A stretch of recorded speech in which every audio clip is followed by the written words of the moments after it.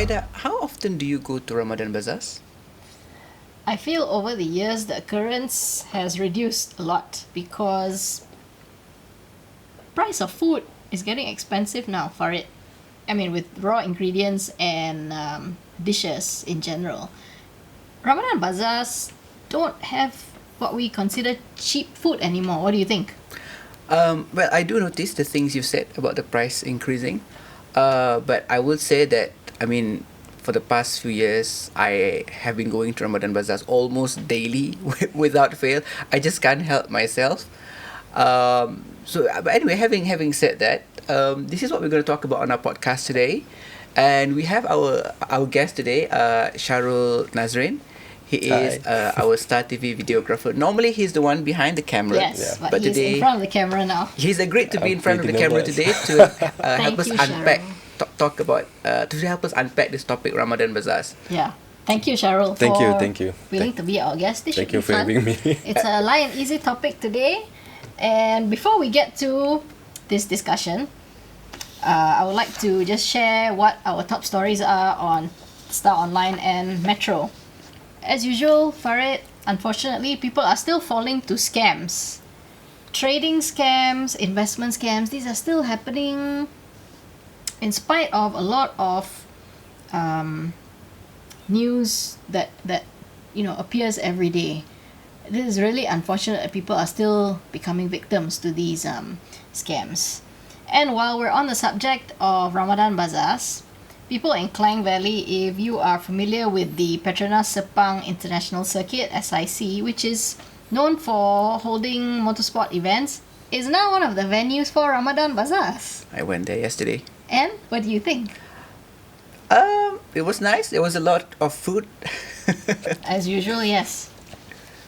All right. Did you buy anything from there? I did. I bought. Let's see. What did I buy? Kuih badak berendam. Do you know that thing Yeah. in a santan? Yeah, I bought kuih deram. They call it. I believe it's called kuih deram. The black little thingy. So yes. I went there with my family. So yeah. Good. Shahrul, Yeah. do you have a particular favorite Ramadan bazaar location? I think the one near by my house, I'm staying at Puncak Alam. So I think the furthest I will go, Bazaar Shah Alam, the stadium one. I see. Is that very far away from your home? I think around 30 minutes without traffic. Okay, I can imagine with traffic. That's With gonna traffic, take just a while. imagine. Share with us, Shahrul. What do you think Ramadan? What makes Ramadan bazaars such a special part of Malaysian culture? I mean, like for me, it's really special because everyone, you can see everyone there is Malay, Chinese, Indian, sometimes especially in KL tourists. Yeah. We are like hit or miss at Bazaar Ramadan. We playing game there.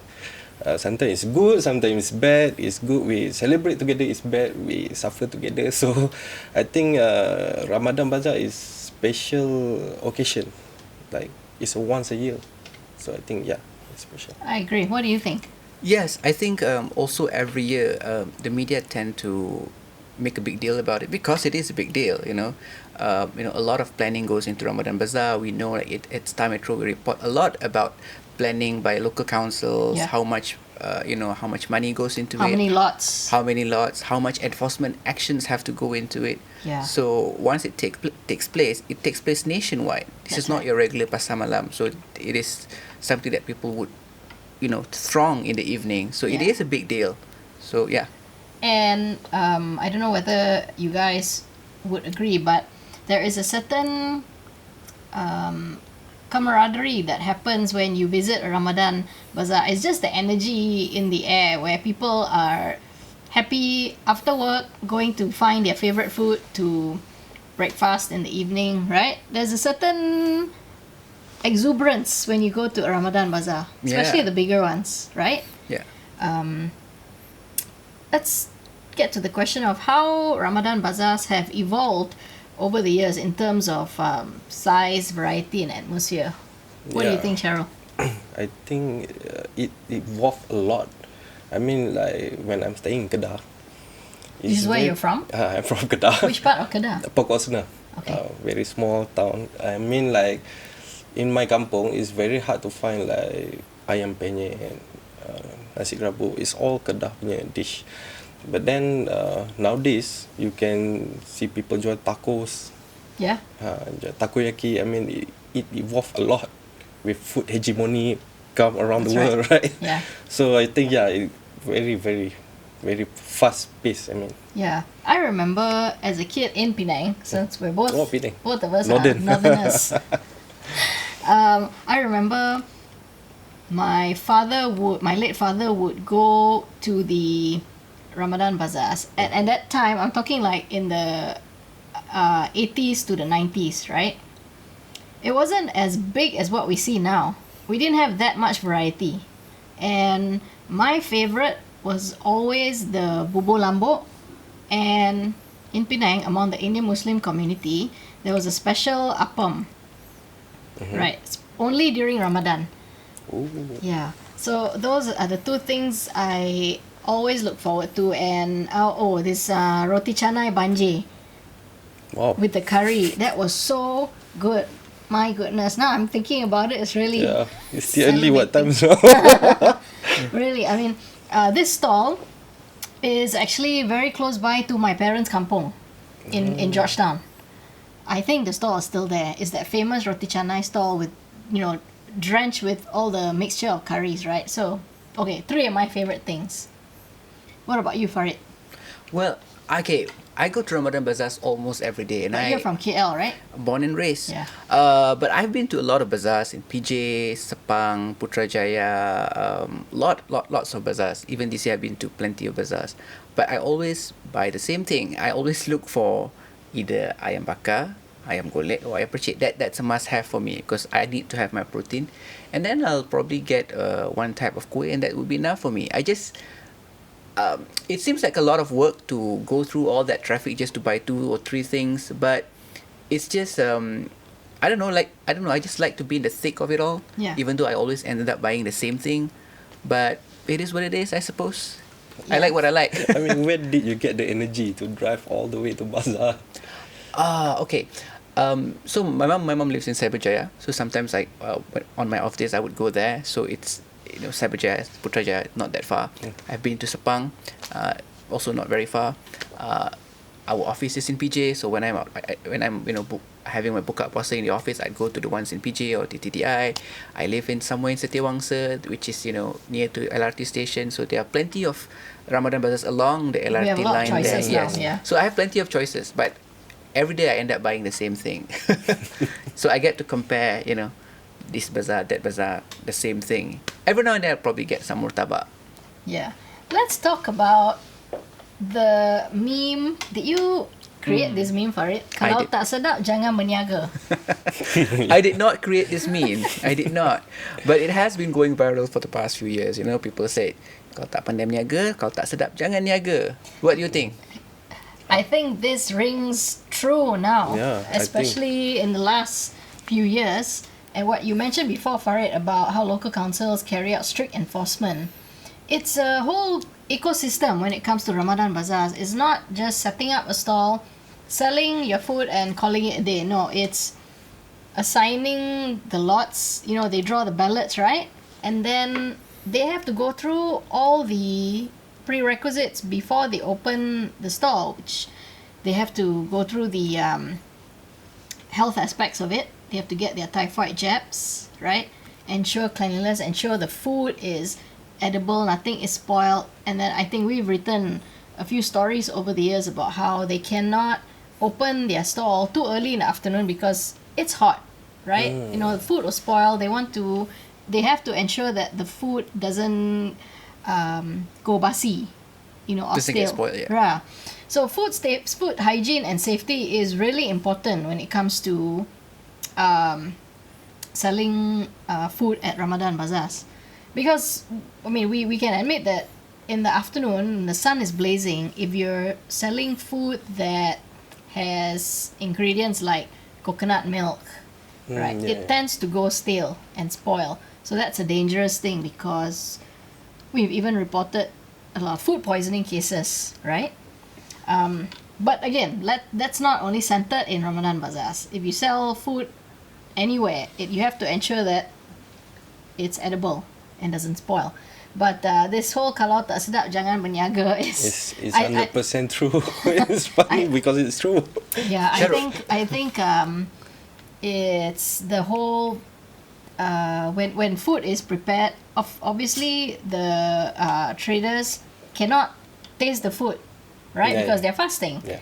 But some really have just not been good.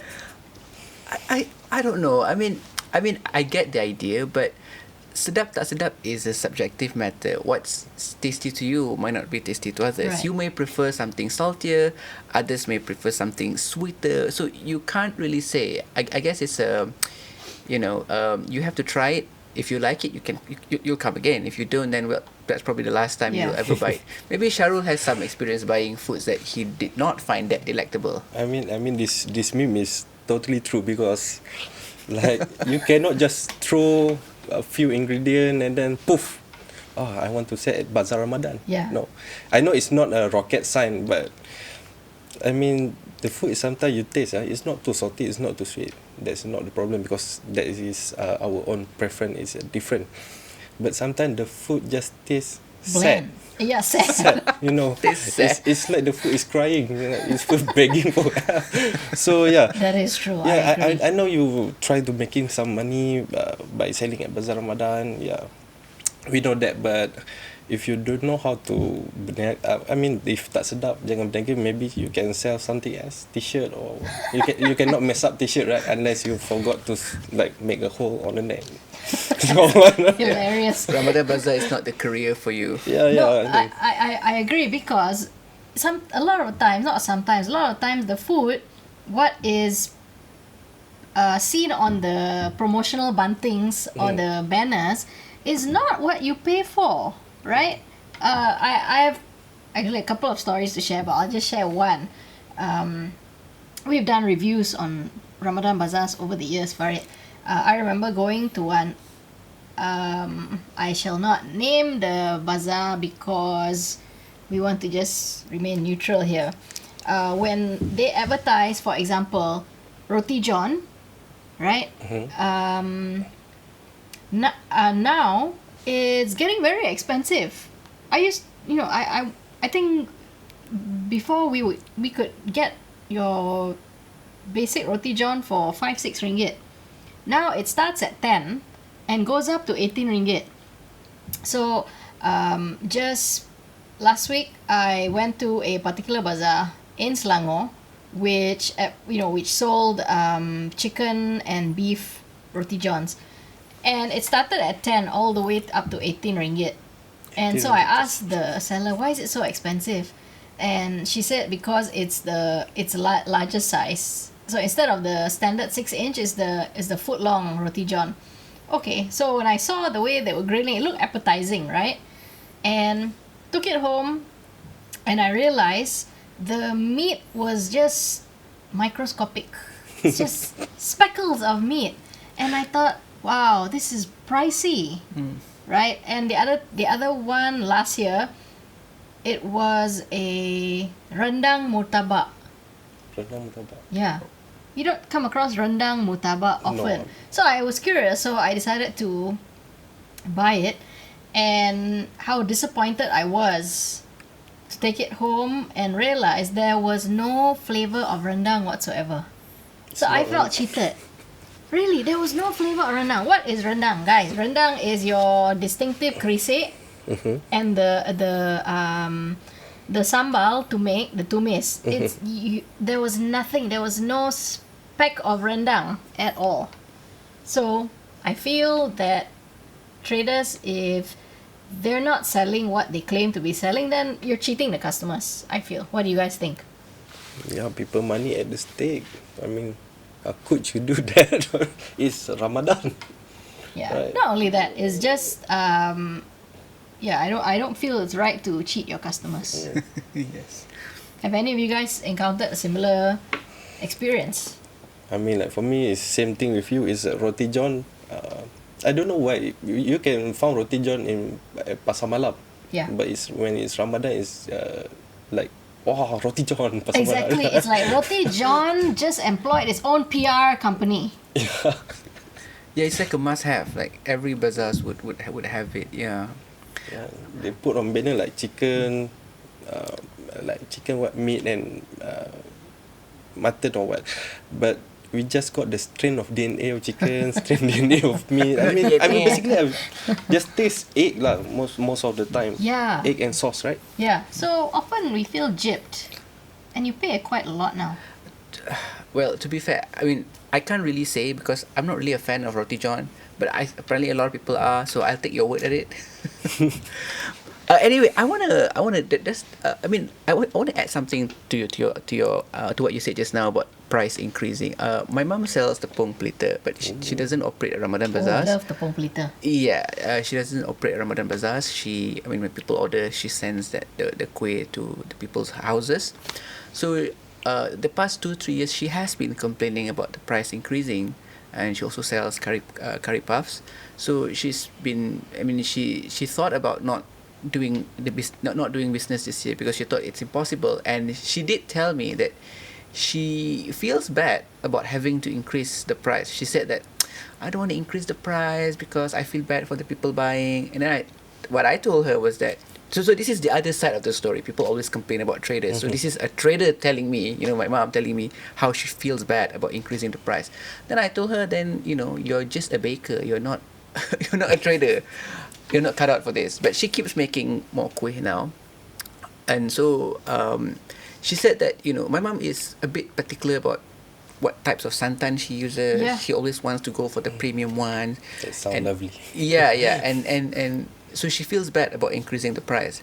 Then I told her, well, what you need to do is that you need to be upfront about your price. If people want to buy, you tell them, this is the price I'm selling it for. So so the people don't feel cheated. Because sometimes people buy it first. They say, I want 50 tepung pelita. And then once you send the kuih and then you name the price, that's when the facial expressions change. Yeah. So I said, you need to be upfront. And I think we have that rule in our country. I think, or at least, a lot of Ramadan bazaars, I think they are required to declare their price. I think. I need to check that again, but you need to declare the price of your items so that when people buy, they know what they're getting. Yeah. You can't hand the food, okay, it's 50 ringgit. Then you'll be like, okay. Yeah, that's So, true. That's happened a lot. That has, Yeah.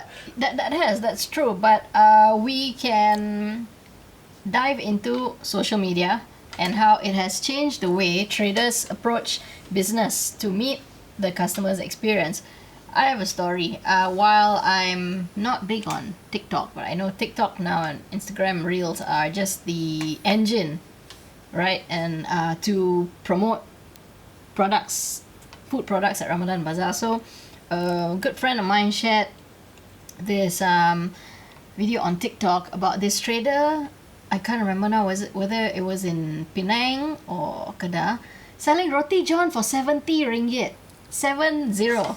70. Yeah, 70, right? So I looked at the video and the trader admitted they were selling to the T20 community. Really? So I looked at the video and they're showing how the roti john is assembled, with a fancy box, and their USP was the pulled meat, the shredded meat. Oh, pulled meat. Yeah. And sometimes what you see on social media is not what you get when you go there to buy. Right. Yeah. So I don't know, I was shocked. 70 ringgit for roti john. So did they specifically say this is for the T20? Yeah. The trader specifically? Yeah. Oh, they should rename it to Roti John Mahakaya. Roti john kayangan. Don't forget the black glove, black latex. So this one had that charcoal bun. Oh. But those charcoal buns, they don't really give out any special flavor. But I feel all this is gimmick. And whoever pays 70 ringgit for roti john, well, Must be there. each to their own. The target market. Yeah. I mean, yes, Farid, what are you gonna say? I'm speechless to that. 70 ringgit. Yeah, maybe there's gold. There's like specks of gold inside that roti john. I don't know. But anyway, I want to bring attention back to what Shahrul just said just now. He did mention about taco and takoyaki in your hometown, Yeah, Pokok Sena. in Yeah, Pokok Sena. Pokok Sena. Okay, is that the one near Kuala Nerang? I think it is. Yeah, right? yeah, Yes, yeah. yes. So it's very rural. I've been there. Finally. I do know where that is. But anyway, a friend of mine, a colleague, in fact, she's Indian, but she likes going to Ramadan bazaars. She told me this recently. She said, I like going to Ramadan bazaar because in the past, that was where you could get traditional dishes, dishes that you wouldn't normally get outside of Ramadan. But nowadays, she says that a lot of traders are beginning to sell more contemporary foods. Yeah. Things like takoyaki, taco, like what Shahrul mentioned. Pasta, pizza. Yes, yes. So I want to know what would you guys think about that. Do you think that's a good thing, or do you think it's something that you don't like? Because my colleague said she doesn't like it. How about you guys? What do you think? For me personally, it has to be balanced because certain like near Shah Alam or Puncak Alam, you barely can find traditional food because nowadays all people go to like you say it's a new modern food. Like for example, where did I mean like few years back in Kedah, when you go to Bazaar Ramadan, you can find all kind traditional of kuih. Nowadays you just see like standard kuih like kari pap, Sri Muka, tepung pelita. Beside that it's really hard to find other like kaswi. Not every Bazaar Ramadan has kaswi. Yeah. But you can find a lot of these in your own hometown, right? Yeah, yeah. And among others as well. Yeah. I think we're still. spoiled for choice, even in the rural areas like Pokok Sena, Yeah. right? So I think with social media, we're getting a lot of variety now, Yeah. right? Totally agree with that. Yeah. I think a lot of videos nowadays, I've seen a couple of videos showing people selling air balang. And Yeah. there have been, the reaction has been pretty mixed, them showing how much creamer or sweetened milk they pour into the water, into the containers. So some people are saying, oh, that's bad for you, you'll get diabetes. Some people are saying, and that's a once in a while kind of treat. Each to his own. Each to his own. Willing buyer, willing seller, willing buyer. Yeah, I'm not gonna judge, but if that's what you like, go for it. Yeah. It's your money after all, but just be careful, eat healthy, not too much sugar, please. That's true. What we spoke about earlier about things getting pricier at Ramadan bazaars. What factors do you think contribute to this? One of it, I feel, is the rising costs of your groceries, right? And because of this, like what you said about your mom as a baker, Farid, I cook as well, but I won't feel right selling my food in a stall or doing it as a business because it's getting expensive and I would have to charge a lot because I like to use good quality ingredients. I would have to charge a lot, and yes, I will feel bad charging people that sum of money. Yeah. Although the food will be good and tasty, but yes, things are getting really expensive now, so it's hard. There was a report by a Malay daily a few days ago about a trader in Kuala Terengganu who sells over 100 types of air balang, but she apparently makes 7,000 ringgit a day. Now, I'm not sure if that's net profit or just her rough income for the day, but the comments were pretty mixed. Some people saying, well, if you can make this much money, then surely you can price your drinks cheaper. But maybe because my mom is a trader as well, so I can see that. I know that my mom, she wakes up very early in the morning to prepare. Sometimes she doesn't sleep, she only sleeps after sahur to prepare everything.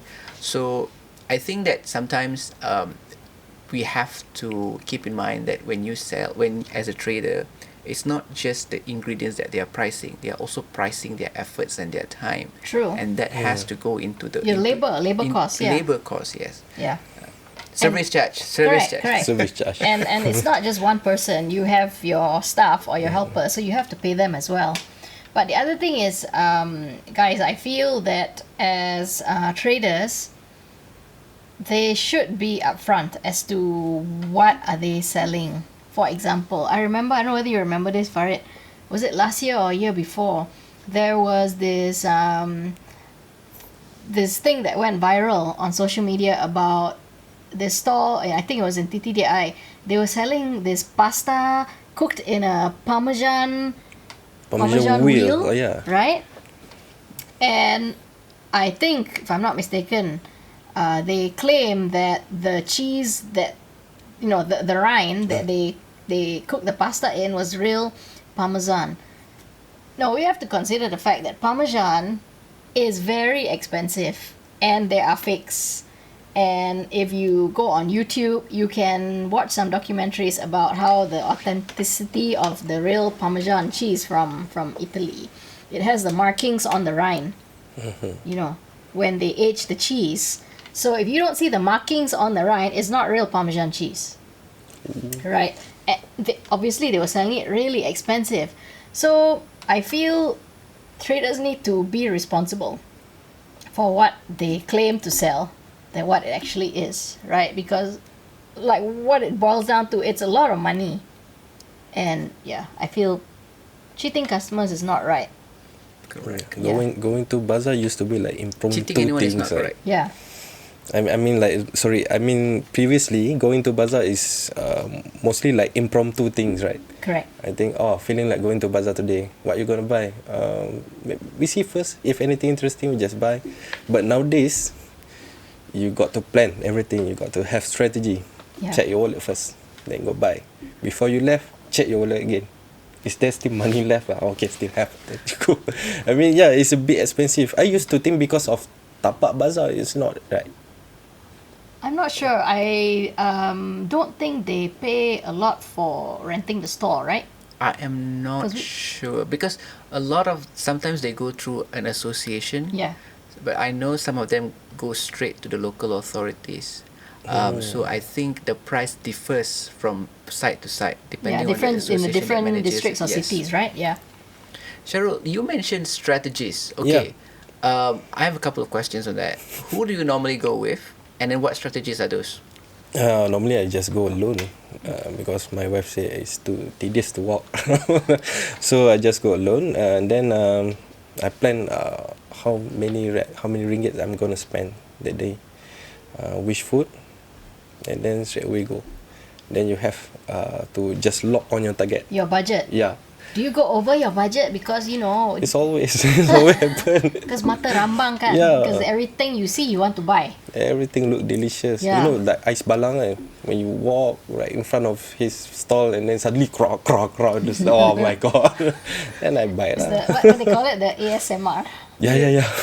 So normally, what's your cap? I mean, how the cap for your spending, and also what kind of kinds of food do you normally get? I would say below 50.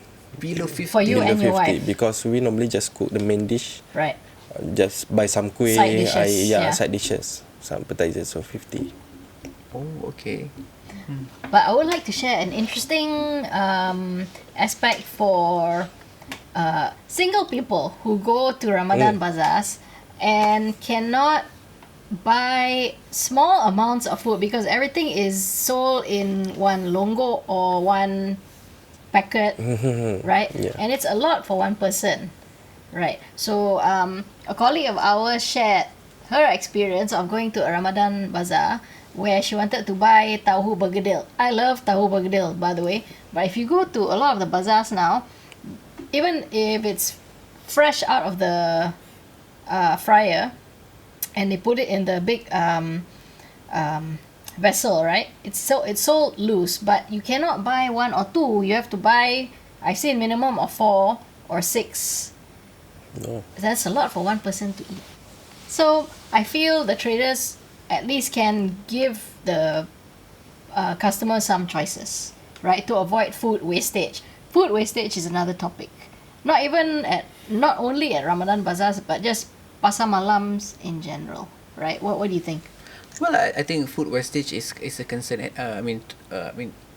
In or outside of Ramadan, but I think it tends to become a more prominent issue during Ramadan because people will be eating at the same time, and a lot more people go to Ramadan bazaars than they do night markets, because I mean night markets take place outside of Ramadan bazaars, and it's not a necessity for a lot of people to go. Yeah. Ramadan bazaars, on the other hand, have over the years evolved into some kind of a necessity, because nowadays a lot of people, I mean, even if they're married, right, both husband and wives would be working. So come, once they finish working, everyone would go to Ramadan bazaar. So a lot more food wastage tends to be reported during Ramadan. So I think it, yes, you're right, it happens outside of Ramadan, but during Ramadan it can be a bigger concern. Do you overspend at Ramadan bazaars for it? Okay. So normally my cap, Shahrul said his cap was 50, my cap is normally 20. So normally I am Gosh, it's hard now. 20 ringgit. Yeah. It's difficult to maintain that budget. not if you buy only two things like me. I normally get ayam golek, which is normally about 14 to 16 ringgit, half a chicken. And then I'd probably get some kueh, probably kueh ako, or probably, some curry puffs, normally about 2-3 ringgit. So all of that would go under 20 ringgit. So I don't spend that much, but I do go almost every day. Oh, I have another story to share about one of our colleagues' experience at the kueh stall selling curry puffs. Apparently, there is this thing. Have you heard of curry puff oxygen? Yeah. Seriously? Seriously, I didn't know about this until one of our colleagues told me, and it's crazy. It's tantalizing looking curry puffs, the curry puff pusing or whatever. But when you bite into it, there's nothing in there. Empty. That's cheating. No. There was a meme going about this curry puff oxygen when there's nothing inside. But this seller, my guess is he really brands it as curry puff oxygen, meaning he is declaring it. Is that what happened? I'm not sure, but I wouldn't be happy if I, was looking forward to eating a curry puff with the filling inside and discover there is nothing. It's just air. I would be disappointed. If I'm It's paying... little or nothing? Nothing. No, nothing. It's just the pastry. So if I'm paying, 150 or 2 ringgit, I would be just not happy at all. Because there was a running joke, I think Shahrul knows, there was a running joke a few years ago about curry puff oxygen. It's a term people coin when they buy a curry puff and found out that it's empty inside. But my guess is, based on this story, this trader is purposely branding it. I see. Yeah, so he purposely said, and he's telling his customer, this curry puff is empty. Yeah. This is what you're getting. Goodness. That's right. Well, like what I said before, just each to his own. I wanna anyway, pricey foods apart, I wanna discuss something. Shahrul did bring up at the beginning of this podcast about how he saw non-Malays also going to Ramadan bazaars.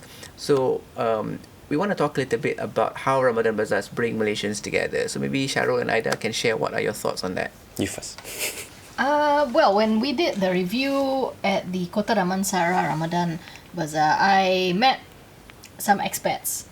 They are teachers here in Klang Valley, and they love going to our night markets and Ramadan bazaars because there's this, like I said earlier, there's this air of exuberance where everyone's happily buying food, and as expats, they look forward to tasting our various Asian cuisines, right? And it's just a melting pot.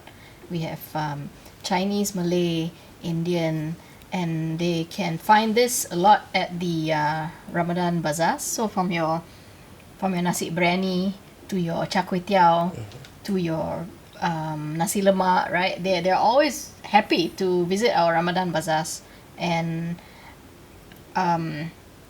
the Caucasians, they love the Asian food because of all the myriads of flavors, right? And even I met a teacher from London as well.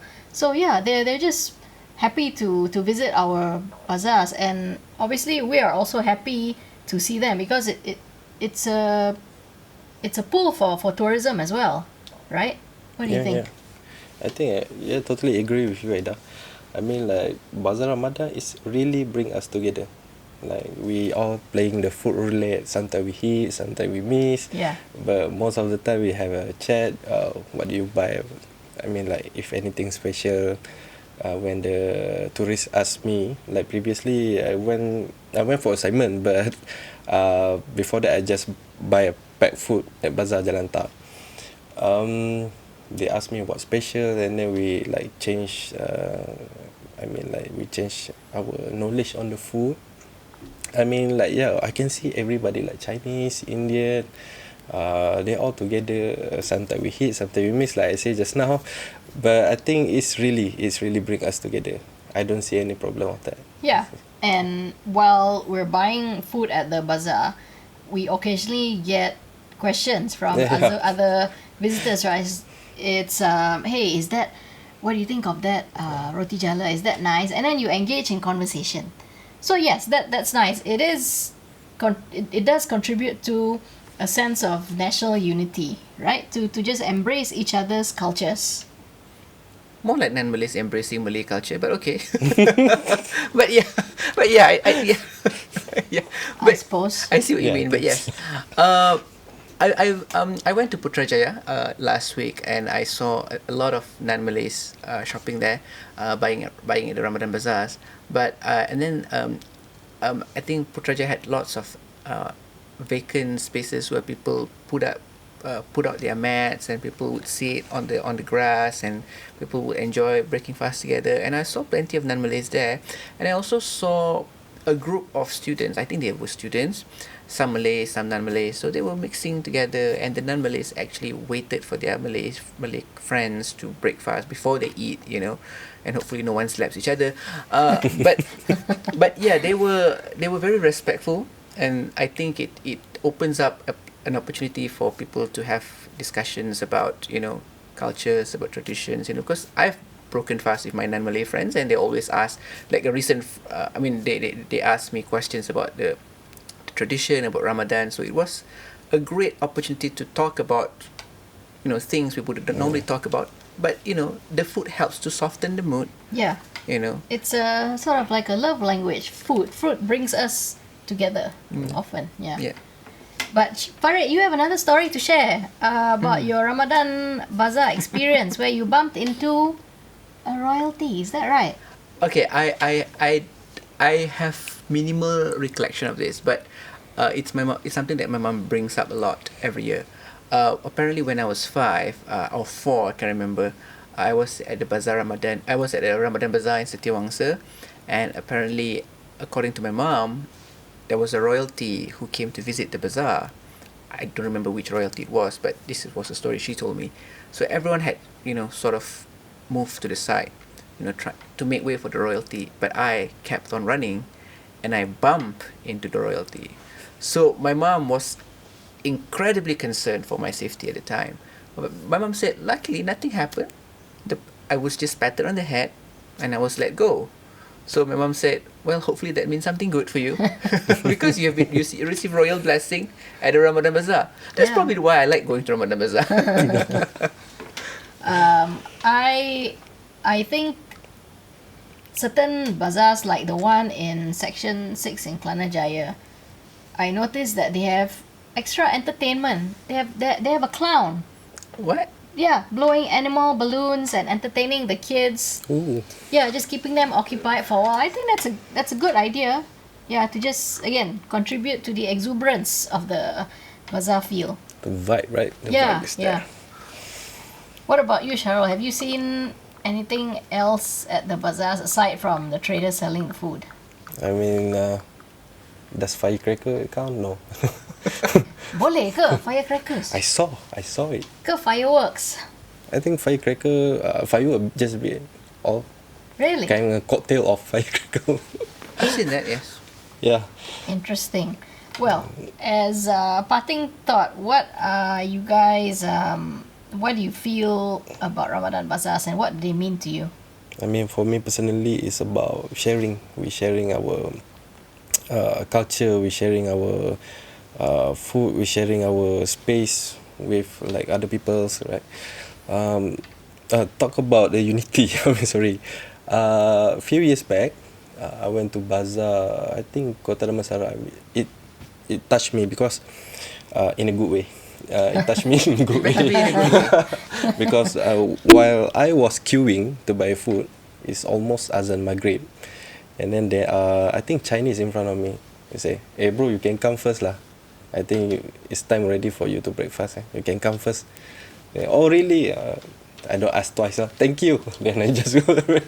I think that is about.